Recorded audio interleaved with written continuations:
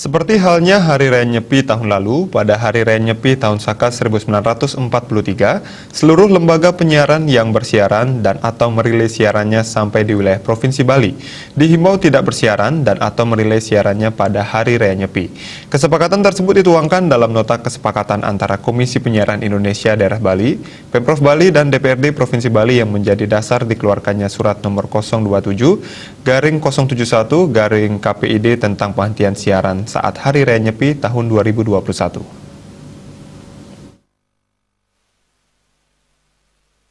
Pada Kamis 4 Maret 2021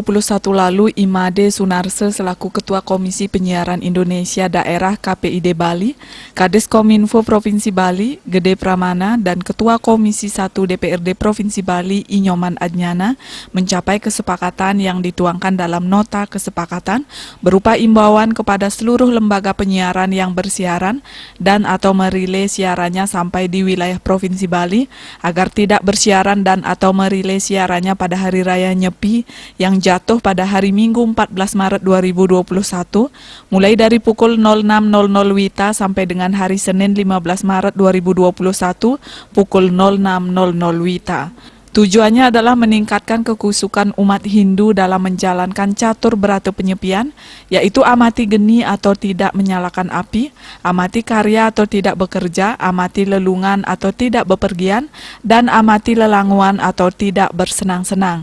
Kepatuhan lembaga penyiaran terhadap imbauan ini dijadikan sebagai dasar pembinaan, pengawasan, dan penilaian terhadap penyelenggaraan lembaga penyiaran dan pelaksanaan proses perizinan lembaga penyiaran baru maupun perpanjangan izin penyelenggaraan penyiaran atau IPP. Nota kesepakatan tersebut ditindaklanjuti oleh KPID dengan mengeluarkan surat nomor 027/071/KPID tentang penghentian siaran saat Hari Raya Nyepi tahun 2021,